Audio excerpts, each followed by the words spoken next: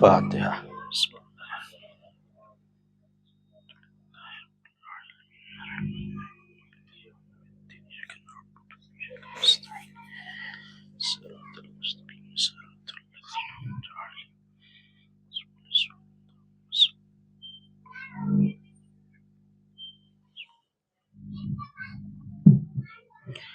لا حول ولا قوة إلا بالله العلي العظيم. أعوذ بالله من الشيطان اللعين الرجيم. بسم الله الرحمن الرحيم. الحمد لله الذي ذكره شرف للذاكرين وشكره فوز للشاكرين وطاعته نجاة للمطيعين. ثم الصلاة والسلام على أشرف الأنبياء والمرسلين الذي سمع في السماء بأحمد وفي الأرض بأبي القاسم محمد. اللهم صل على محمد وآل محمد. ثم الصلاة والسلام على أهل بيته الطيبين الطاهرين المعصومين المظلومين الغر الميامين ولعنة الدائمة الباقية على أعدائهم أجمعين. أما بعد، فقد قال الله سبحانه تبارك وتعالى في القرآن الكريم وهو أصدق القائلين وقوله الحق والصدق. أعوذ بالله من الشيطان الرجيم. بسم الله الرحمن الرحيم. سبحان الذي أسرى بعبده ليلا من المسجد الحرام إلى المسجد الأقصى الذي باركنا حوله لنريه من آياتنا إنه هو السميع البصير. صلوات محمد. اللهم صل على محمد وآل محمد. شکر خدا اور رسول کے بعد سب سے پہلے آج کی ان دو مناسبتوں کی پہلی مناسبت تو عید مبعث اور دوسرے عید شب معراج کی ایک صلوات کے ذریعے ہمارے زمانے کے امام ہمیں زمانہ عجل اللہ تعالیٰ فضل شریف اللهم صل على محمد وآل محمد کی خدمت میں تبریک تہنیت و مبارکباد عرض کرتے ہیں، اور اس کے بعد آپ تمام مومنین اور مومنات کی خدمت میں تبریک تہنیت و مبارکباد عرض کرتے ہیں۔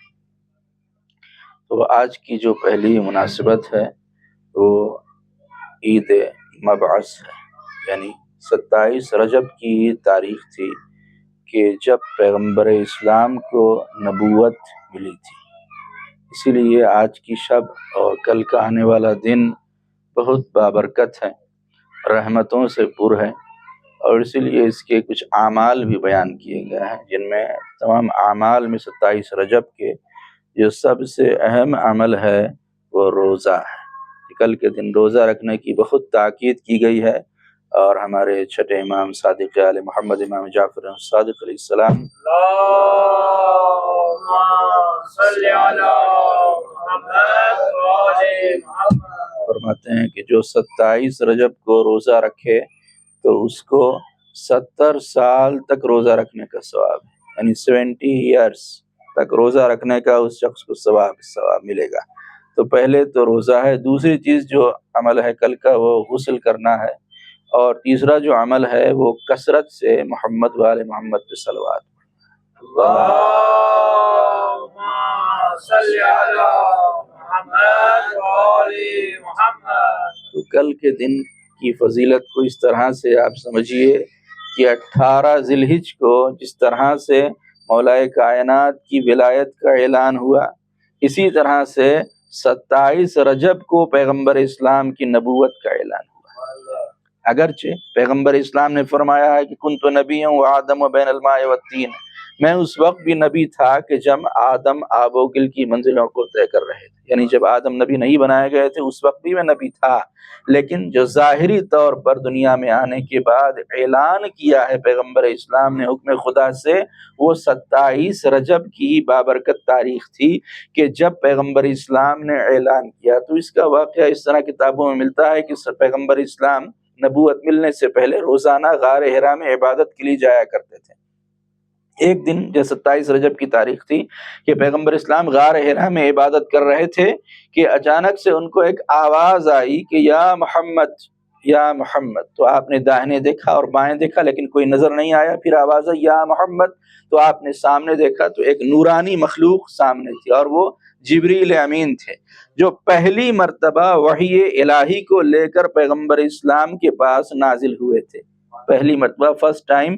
اب یہاں پر ہم ایسی اختلافی روایتوں کو نہیں مانتے جو لوگوں نے لکھ دیا کتاب میں کہ پیغمبر اسلام نے جبریل کو پہلی مرتبہ دیکھا تو ڈر گئے، گھبرا گئے۔ ایسا ہرگز نہیں ہے کہ پیغمبر اسلام ڈر گئے، گھبرا گئے جبریل کو دیکھ کے، اس لیے کہ جبریل تو پیغمبر اسلام کا خادم ہے، جبریل گھر کا نوکر ہے، تو جبریل کو دیکھ کر ڈریں گے کیسے؟ جبریل کو دیکھ کر گھبرائیں گے کیسے؟ بس جبریل کو دیکھا تو جبریل نے کہا یا محمد اقرا، تو پیغمبر اسلام نے کہا کہ ما اقرا، میں کیا پڑھوں؟ تو جبریل نے کہا اقرا بسم ربک الذی خلق، خلق الانسان من علق، اقرا وربک الاکرم الذی علم بالقلم۔ سورہ اقرا کی 5 ابتدائی آیتوں کا نزول 27 رجب کو ہوا تھا غار حرا کے اندر، اور جب یہ 5 آیتیں ابتدائی آیتیں نازل ہوئی، اس کا مطلب یہ ہے کہ نبوت کا آغاز بھی 27 رجب سے ہو رہا ہے اور نزول قرآن کا آغاز بھی 27 رجب سے ہو رہا ہے۔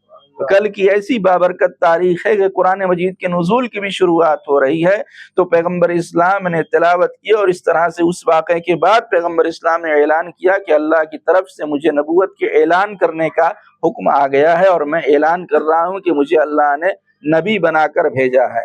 تو پہلی مناسبت کل کی یہ ہے، اور دوسری جو مناسبت ہے وہ ہے معراج النبی صلی اللہ علیہ وآلہ وسلم۔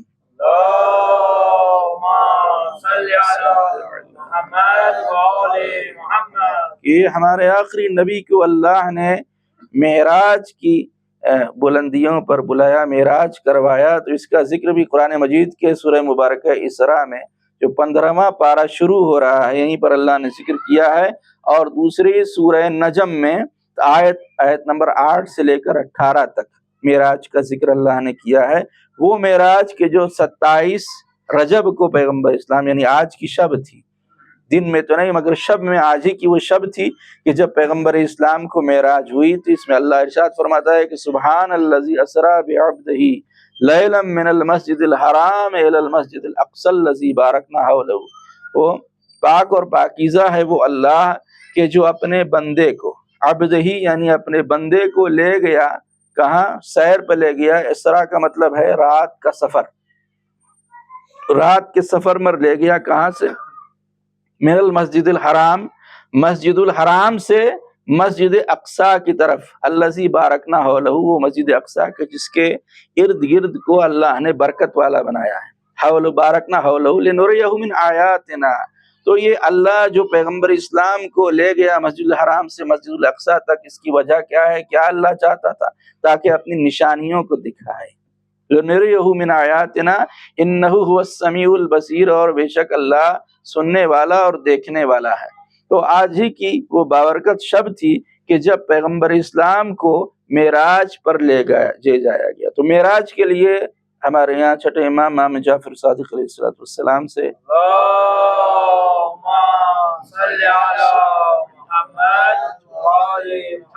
حدیث ہے کہ معراج ضروریات دین میں سے، اور جو اس کا منکر ہو جائے گا تو 8ویں امام نے فرمایا کہ وہ شخص اس ایسے ہی سے پیغمبر اسلام کا انکار کر دیا۔ تو معراج کو ماننا ضروری ہے۔ پھر دوسری حدیث میں امام فرماتے ہیں کہ 3 چیزیں ایسی ہیں کہ جس کا جو منکر ہو جائے وہ ہمارا چاہنے والا نہیں۔ چھٹے امام فرماتے ہیں پہلی چیز معراج، معراج کا جس نے انکار کیا وہ ہمارا چاہنے والا نہیں ہے۔ دوسری چیز شفاعت، کہ اہل بیت اور نبی اور اہل بیت قیامت میں گناہگاروں کی شفاعت کریں گے، اس کا انکار جو کرے وہ ہمارا چاہنے والا نہیں۔ اور تیسرا ہے قبر میں منکر و نکیر کے سوالوں کا انکار کرنے والا۔ تو منکر اور نکیر کے سوالات قبر میں ہوں گے، اس کا جو انکار کرے وہ امام نے فرمایا وہ ہمارا چاہنے والا نہیں ہے۔ تو معراج کا سفر اس طرح سے شروع ہوتا ہے کہ پیغمبر اسلام صلی اللہ علیہ وآلہ وسلم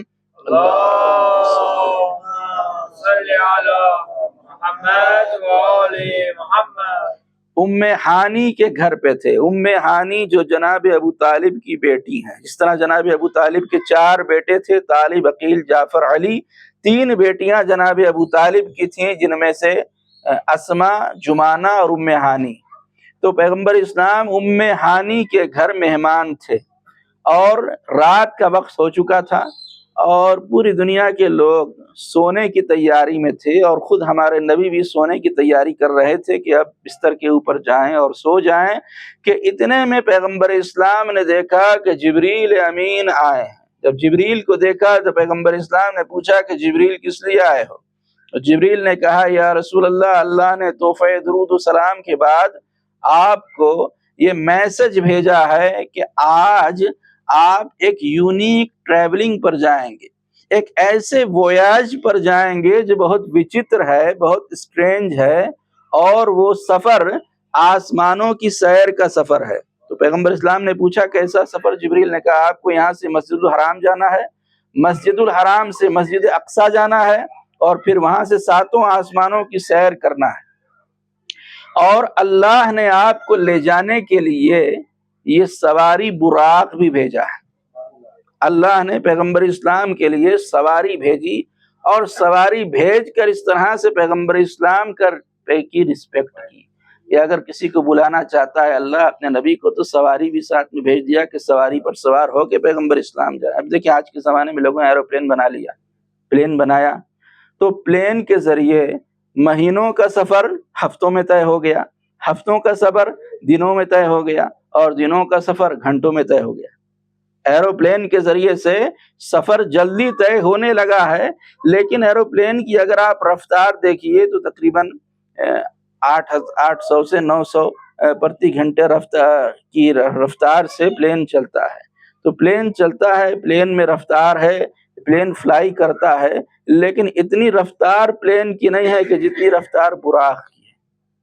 براق سے تیز ایروپلین نہیں اڑ سکتا، اس لیے کہ براق اتنی اسپیڈ تھی، اتنی اسپیڈ سے براق گیا کہ پیغمبر اسلام مکے سے مسجد الحرام گئے، مسجد اقصی گئے، 7 آسمانوں کی سیر کیا، جنت دیکھا، جہنم دیکھا، اللہ کی نشانیوں کو دیکھا، اللہ کے ساتھ گفتگو ہوئی، واپس بھی آ گئے، اور وضو کا پانی بہ رہا تھا، زنجیریں در ہل رہی تھی، اور بستر گرم تھا۔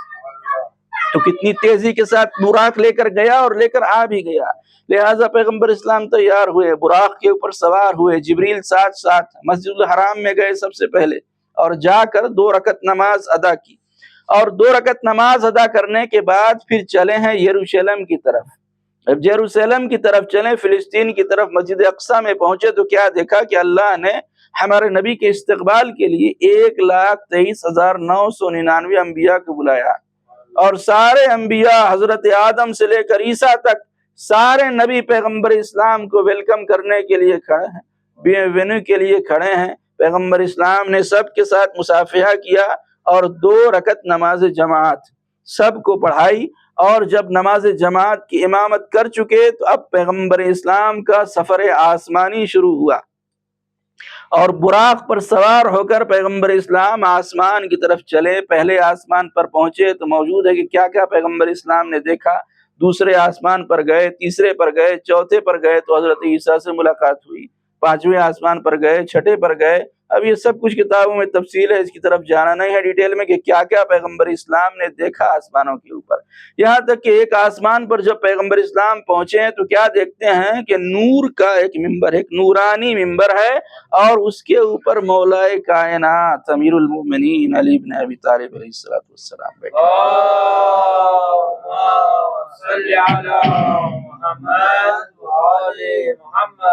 مولا علی اس نور کے ممبر پر بیٹھے ہوئے ہیں۔ تو پیغمبر اسلام نے جبریل سے پوچھا کہ جبریل کیا یہ علی ہیں؟ تو کیا پیغمبر اسلام جانتے نہیں تھے؟ علم تھا پیغمبر اسلام کو، لیکن پوچھا اس لیے کہ یہ حدیث ہم تک پہنچ جائے، اس لیے پوچھا پیغمبر اسلام نے کہ جبریل کیا یہ علی ہیں؟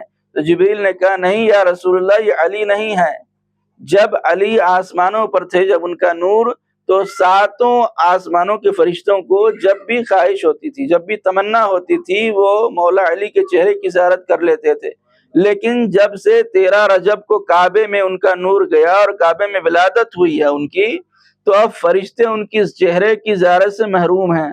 لہٰذا سارے فرشتوں نے اللہ سے ریکویسٹ کی کہ پروردگار، ہم مولا علی کے چہرے کی زیارت سے محروم ہیں، تو ہمارے لیے کچھ ایسا انتظام کر دے کہ ہم ان کے چہرے کی زیارت سے مشرف ہو سکیں۔ تو اللہ نے مولا علی کی شکل کا شبیہ ایک فرشتے کو پیدا کیا ہے، اور اس کو اللہ نے نور کے منبر پہ بٹھا دیا ہے، اور جب بھی شب جمعہ آتی ہے تو شب جمعہ کو ساتوں آسمانوں کے ملائکہ آتے ہیں یہاں پر، اور آ کر علی کے چہرے کی زیارت کر لیتے ہیں کہ جو مولا علی کا شبیہ ہے، جو فرشتہ ہے اس کی زیارت کر لیتے ہیں۔ لہٰذا یہ ساتوں آسمانوں سے جب پیغمبر اسلام گزر گئے تو اب یہاں سے چلے ہیں، جبریل کے ساتھ ساتھ چل رہے ہیں سفر پر، کہ ایک مرتبہ ایک ایسا وقت آیا کہ جبریل نے کہا کہ یا رسول اللہ، اب یہاں سے آپ کو اکیلے جانا ہوگا، اب یہاں سے میں ساتھ نہیں چل سکتا۔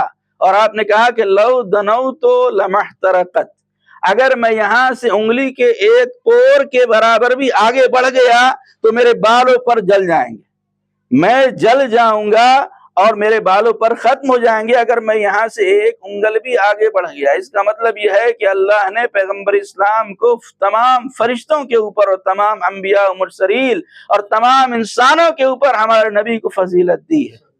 لہٰذا وہاں سے جبریل رک گئے کہ اب یہ میری لمٹ آ گئی ہے، اب یہاں سے آگے نہیں بڑھ سکتا۔ اب یہاں سے پیغمبر اسلام تنہا چلے براق کے اوپر، چلتے چلتے چلتے چلتے ایک مقام ایسا آیا کہ جہاں پر پیغمبر اسلام براق سے اترے اور رف کے اوپر سوار ہوئے۔ رف ایک نورانی تخت تھا، نور کا تخت تھا، اور اس پر بیٹھ کر پیغمبر اسلام چل رہے ہیں، اور ایک ایسی وادی تھی کہ چاروں طرف نور ہی نور تھا، ہر طرف نور تھا، اور نور کا ایک دریا تھا کہ جس کے اندر رف داخل ہو رہا تھا اور رف جا رہا تھا۔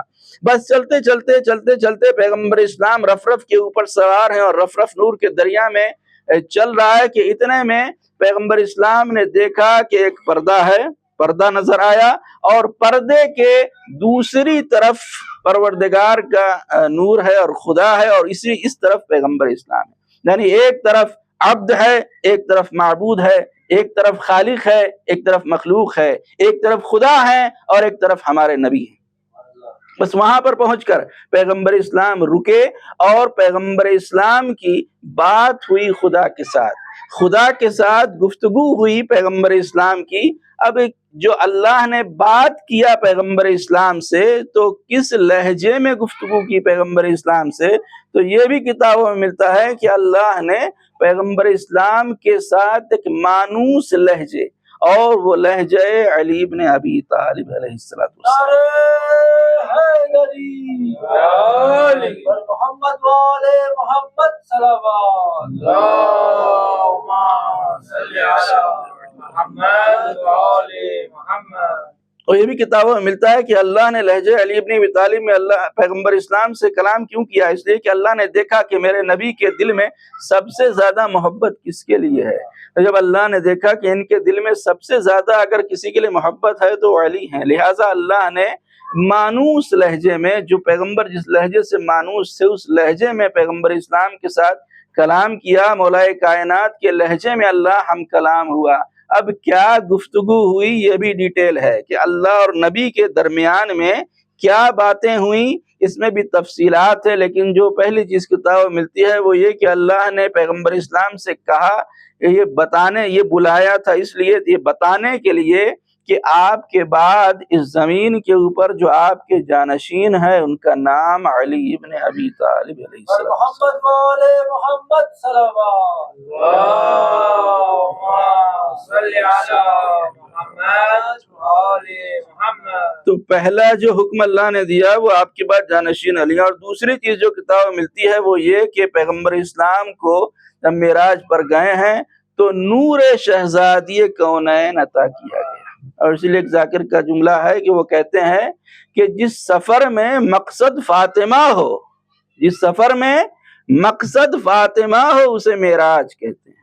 محمد والے محمد صلوات، اللہم صلی علی محمد وآل محمد۔ تو دوسری چیز جو اللہ کی طرف سے تحفہ دیا گیا وہ نور زہرا تھا، اور جو تیسرا تحفہ پیغمبر اسلام کو معراج کی شب دیا گیا وہ تحفہ نماز ہے۔ وہ نماز کہ جو ہم پڑھتے ہیں یہ نماز تحفہ معراج ہے۔ یہ معراج کی بلندیوں پر بلا کر اللہ نے پیغمبر اسلام کو یہ تحفہ دیا۔ اب یہاں پر لوگ سوال کرتے ہیں کہ اگر معراج میں نماز ملی تو کیا پیغمبر اسلام سے جو ما سبق انبیاء تھے کیا وہ نماز نہیں پڑھتے تھے؟ تو اس کو ہم اپنے آڈینس کی خدمت میں کلیئر کر دیں اس ڈاؤٹ کو کہ اصل میں بات یہ ہے کہ صلاۃ کا لفظ قرآن میں آیا ہے۔ صلاۃ کا لفظ پہلے اس کا مطلب ہوتا ہے، عربی میں بھی آپ دیکھیے صلاۃ کا مطلب دعا ہوتا ہے، تو دعا کی شکل میں نماز تھی، صلاۃ تھی، لیکن دعا کی شکل میں حضرت آدم سے عیسیٰ تک سب اللہ سے راز و مناجات سب کرتے تھے اللہ سے، لیکن دعا تھی۔ صلاۃ کا مطلب دعا تھا، اور بعد میں صلاۃ کا مطلب نماز، یعنی ایک مخصوص شکل میں عبادت کہ اس میں پہلے قیام ہو، پھر رکوع ہو، پھر سجدہ ہو، تشہد ہو، سلام ہو۔ اس صورت میں نماز پہلے نہیں تھی۔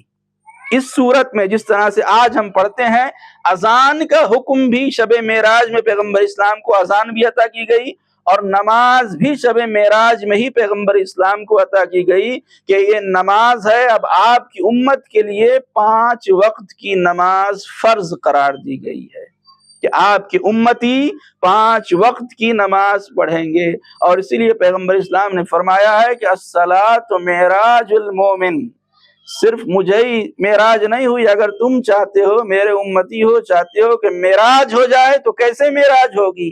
نماز پڑھو تو معراج ہوگی۔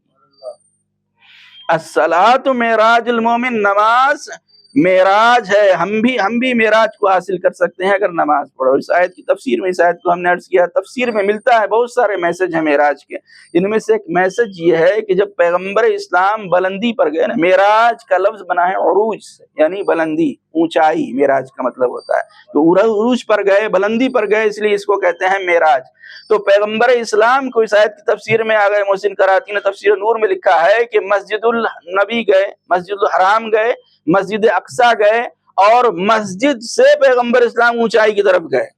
اس کا مطلب یہ ہے کہ اگر کسی کو اونچائی چاہیے تو اونچائی اور بلندی مسجد سے ملے گی، کہیں اور نہیں ملے گی۔ اگر کسی کو اونچائی چاہیے مسجد میں آئے، یہاں سے اونچائی ملے گی۔ تو اب یہاں پر ایک سوال پیدا ہوتا ہے کہ اللہ نے پیغمبر اسلام کے لیے تو براق جیسی سواری بھیجی، اب مولا علی کے لیے کون سی سواری بھیجی؟ کہ مولا علی تو پہلے سے معراج پر تھے، تو اب دیکھیے ہے ہر رفتار خم براق کی رفتار کے آگے، ہے ہر رفتار خم براق کی رفتار کے آگے۔ نبی تو عرش اعظم پر اسی پر بیٹھ کر پہنچے، اور نہ جانے کون سی حق نے سواری ان کو بھیجی تھی۔ علی معراج پر تھے جب نبی معراج پر پہنچے۔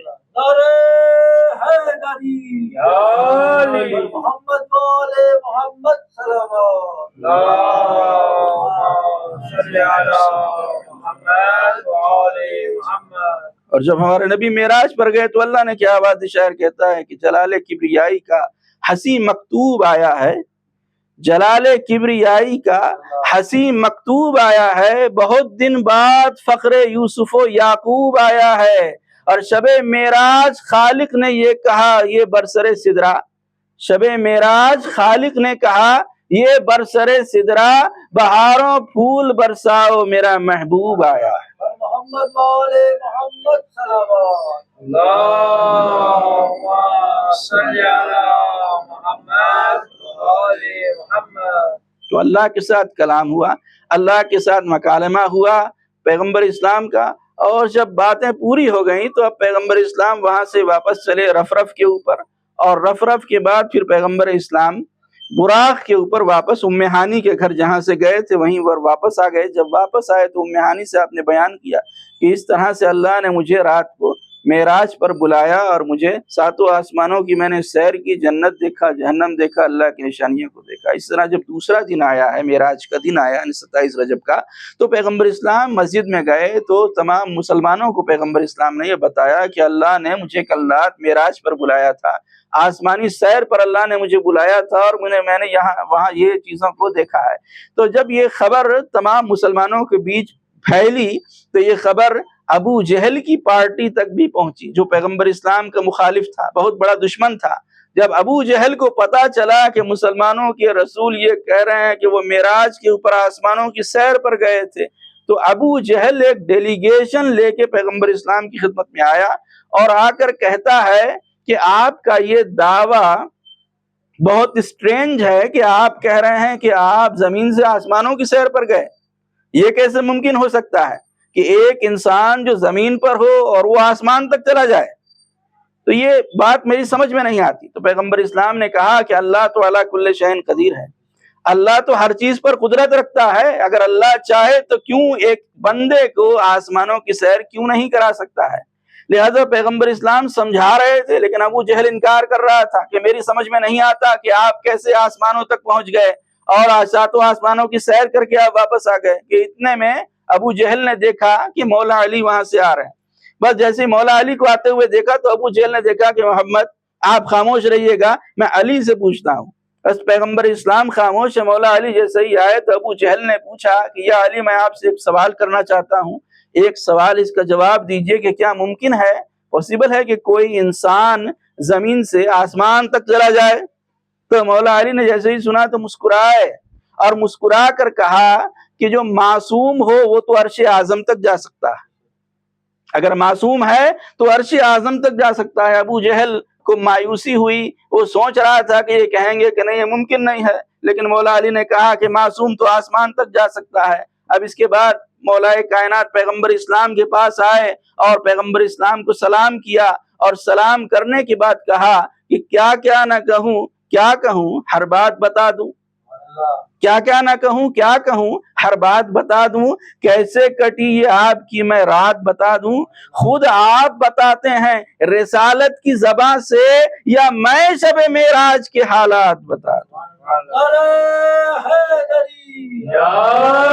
محمد والے محمد صلوات اللہم صلی علی محمد والے محمد۔ بس ایک مرتبہ ابو جہل نے کہا کہ اچھا بتائیے آپ نے معراج میں کیا کیا دیکھا؟ تو پیغمبر اسلام نے کہا کہ میں نے ساتوں آسمانوں کی سیر کی، جنت دیکھا، جہنم دیکھا، اللہ کی نشانیوں کو دیکھا، اور جہنم میں ہوتے ہوئے لوگوں کے عذاب کو دیکھا۔ ابو جہل نے کہا کہ آپ کہہ رہے ہیں کہ آپ مسجد اقصیٰ گئے تھے، تو ہمارا بھی ایک تجارتی قافلہ شام گیا تھا، شام تجارت کی غرض سے ہمارا ایک قافلہ گیا تھا، کیا آپ کی اس قافلے سے ملاقات ہوئی؟ پیغمبر اسلام نے کہا ہاں، وادی تنعیم میں تمہارے اس تجارتی قافلے سے میری شام میں وادی تنعیم میں ملاقات ہوئی تھی۔ تو ابو جہل نے کہا کہ کیا آپ کوئی نشانی بتا سکتے ہیں کہ آپ کی ملاقات ہوئی؟ پیغمبر اسلام نے کہا ہاں، میں جب وہاں سے گزر رہا تھا تو مجھے پیاس لگی، تو میں نے ایک مسلمان تھا اس سے پانی مانگ کر پیا تھا، جب وہ آئے تو اس سے پوچھ لینا کہ پانی پیا تھا یا نہیں۔ اس نے کہا اچھا کوئی اور نشانی بتا سکتے ہیں؟ پیغمبر اسلام نے کہا ہاں، جب میں گزر رہا تھا تو میرے براق کے پیر سے جو پانی کا گھڑا تھا وہ لگ کے ٹوٹ گیا تھا اور پانی بہہ گیا تھا، تو جب وہ واپس آئے تو اس سے پوچھ لینا۔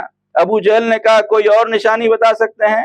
پیغمبر اسلام نے کہا ہاں، ایک نشانی یہ بھی کہ وہاں تمہارے قافلے میں ایک آدمی کا اونٹ کھو گیا تھا، وہ اونٹ ڈھونڈ رہا تھا اور اب وہ اونٹ مل چکا ہے، اگر وہ واپس آئے تو اس سے پوچھ لینا۔ اس نے کہا اچھا کوئی اور نشانی؟ آپ نے کہا ہاں، ایک اور نشانی یہ ہے کہ کل آنے والا دن جو بدھ کا دن ہے تو تمہارا قافلہ اس وقت مکے میں انٹر کرے گا جب دن نکلے گا، سورج نکلے گا اور اسی وقت قافلہ انٹر کرے گا۔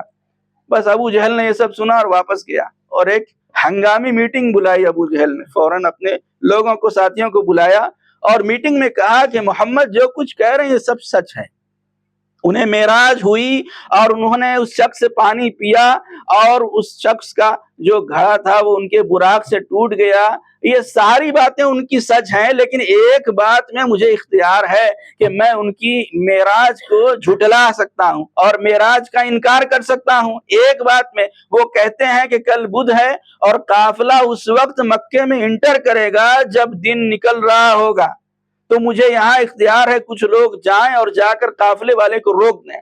وہ کہتے ہیں کہ جب سورج نکلے گا تو انٹر ہوگا قافلہ، لیکن قافلے والے کو روک کر کہو کہ وہ آپر میدی وہ مکے کے اندر انٹر ہو، دوپہر کے بعد داخل ہو۔ بس کچھ لوگوں کو اس نے تیار کیا اور تیار کرنے کے بعد کہا کہ جاؤ اور جا کر قافلے والوں کو وہیں پر روک دو کہ وہ رکے رہیں۔ لہٰذا لوگ گئے اور جا کر قافلے والے کو ابو جہل کا یہ میسج پہنچایا کہ رکے رہو، اور جب دوپہر کے بعد سورج نکل جائے، دوپہر ہو جائے، اس کے بعد مکے میں انٹر کرنا۔ اب یہ لوگ گئے اور جا کر بولا، وہ لوگ انتظار کرنے لگے، رات کا وقت تھا تو انتظار کرنے لگے، انتظار کرتے رہے۔ 1 گھنٹہ گزرا، 2 گھنٹہ گزرا، 3 گھنٹہ گزرا، 4 گھنٹہ گزرا، لیکن ستارہ ہے جو ڈوب ہی نہیں رہا ہے۔ یہاں وہ انتظار کر رہے ہیں، یا اللہ کا حکم آیا کہ جبریل سورج کو روک دو، چاند کو روک دو، ستاروں کو روک دو، دریا کی روانی کو روک دو، سمندروں کی طغیانی کو روک دو، پھولوں کی خوشبو کو روک دو۔ قافلے کو روکنا ابو جہل کے ہاتھ میں ہے، تو کائنات کو روکنا محمد کے خدا کے ہاتھ میں ہے۔ محمد والے محمد صلوات صلی علی محمد والے محمد۔ پوری کائنات کو حکم خدا سے روک دیا گیا ہے۔ اب وہ انتظار کر رہے ہیں، 2 گھنٹہ گزرا، 3 گھنٹہ، 10 گھنٹہ، یہاں تک کہ 13 گھنٹے گزر گئے، لیکن ستارے ہیں کہ جو ڈوبنے کا نام نہیں لے رہے ہیں۔ اب وہ سوچنے لگے کہ لگتا ہے کہ قیامت آ جائے گی، آخر بات کیا ہے کہ ستارے ڈوب کیوں نہیں رہے ہیں؟ یہاں تک کہ 14 گھنٹے انتظار کرتے رہے، لیکن دیکھا کہ آج رات ختم ہی نہیں ہو رہی ہے، تو آخر کار تھک کے وہ لوگ مکے کے اندر انٹر ہوئے، اور جیسے ہی انٹر ہوئے ویسے ہی حکم خدا سے سورج نکل گیا۔ اور محمد والے محمد صلوات اللہم صلی علی محمد والے محمد۔ اس طرح سے ابو جہل اپنی بات میں جھوٹا ثابت ہوا، اور پیغمبر اسلام کی سچائی لوگوں کے سامنے اس طرح سے آئی۔ تو آج بھی کتنے لوگ ہیں اور کتنے مسلمانوں فرقے ہیں جو پیغمبر اسلام کی معراج کو کہتے ہیں کہ معراج جسمانی نہیں ہوئی، معراج روحانی ہوئی۔ معراج بھائی بھی یہاں پر بیٹھے ہوئے ہیں تو بھی سمجھ سکتے ہیں آپ سب بھی کہ معراج روحانی نہیں، پیغمبر اسلام کو معراج روحانی ہوئی۔ تو اگر روحانی معراج ہوئی تو روحانی تو ہم سب کو بھی معراج ہو سکتی ہے۔ روح تو ہم لوگوں کی جنت میں جا سکتی ہے، جہنم میں جا سکتی ہے، آسمانوں پر جا سکتی ہے، نہیں؟ تو آخر معراج روحانی ہوئی یا جسمانی ہوئی، یہ ایک بحث ہے لوگوں کے، مورخین اور تاریخ لکھنے والوں کے بیچ میں کہ معراج روحانی ہوئی یا جسمانی ہوئی۔ اکثریت اس بات کے قائل ہے کہ روحانی ہوئی، لیکن ہمارا یہ ایمان ہے کہ معراج جسمانی ہوئی، اور اس کو اس آیت سے بھی سمجھ سکتے ہیں کہ اس میں اللہ کہہ رہا ہے بعبدہ، پیغمبر معراج پر گئے، بعبدہ وہ جو اپنے بندے کو لے گیا۔ تو بندے کا اطلاق انسان کی روح اور جسم دونوں پر ہوتا ہے۔ بندہ صرف روح کو بندہ نہیں کہا جاتا، بندہ انسان کے روح اور جسم دونوں کو ملا کر کے بندہ کہا جاتا ہے۔ اور اگر یہ حل کرنا ہے مسئلہ کہ معراج روحانی ہوئی یا جسمانی ہوئی، تو لفظ معراج سے یہ آپ سمجھ سکتے ہیں۔ معراج میں جو معراج لفظ ہے، اس میں 5 لیٹر ہیں، 5 اکچر ہیں، میم، عین، رے، الف، جیم، 5 اکچروں کو ملا کر معراج بنا۔ تو اب معراج روحانی ہوئی یا جسمانی ہوئی، اس کو اس کے ذریعے سے سمجھے۔ اسی معراج کے لفظ میں یہ جواب پوشیدہ ہے۔ دیکھیے، میم سے معراج، عین سے عرش پہ، رے سے رسول کی، الف سے اللہ کی طرف سے، اور جیم سے جسمانی۔ اور محمد والے محمد صلوات اللہم صلی علی محمد والے محمد۔ تو معراج کیا ہے؟ ایک ذاکر کا جملہ ہے، وہ کہتے ہیں کہ معراج کیا ہے؟ محمد اور علی کے راج کا نام معراج، جہاں محمد اور علی کا راج ہو اسے معراج کہتے ہیں۔ آئیے، بہت بابرکت شب ہے، اور آنے والا دن کل کا بڑا بابرکت دن ہے۔ اللہ کی بارگاہ میں دعا کرتا ہوں پروردگارہ تجھے عید مبعث اور اس آج کی بابرکت شب کا واسطہ ہماری عبادت کو اپنی بارگاہ میں شرف قبولیت عطا فرما۔ ہم میں جو لوگ پریشان حال ہیں ان کی پریشانیوں، دکھ اور تکلیفوں کو دور فرما۔ جو مقروض ہیں ان کا قرضہ خزانے غیب سے عطا فرما۔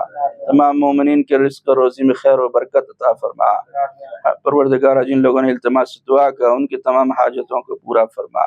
ہم سب کو علم حاصل کرنے کی اور اس پر عمل کرنے کی توفیق عطا فرما۔ ہم سب کو زیارت کربلا نصیب فرما۔ آخرت میں 14 معصومین کی شفاعت نصیب فرما۔ پروردگارہ ہمارے مولا آقا، ہمارے سید سردار امام زمانہ کے ظہور میں تعجیل فرما۔ ہم سب کو اپنے مولا آقا کے مخلص غلاموں اور جانثاروں میں شمار فرما۔ ربنا تقبل منا انک انت السمیع العلیم، وآخر دعوانا الحمد للہ رب العالمین۔ اللہم صلی علی محمد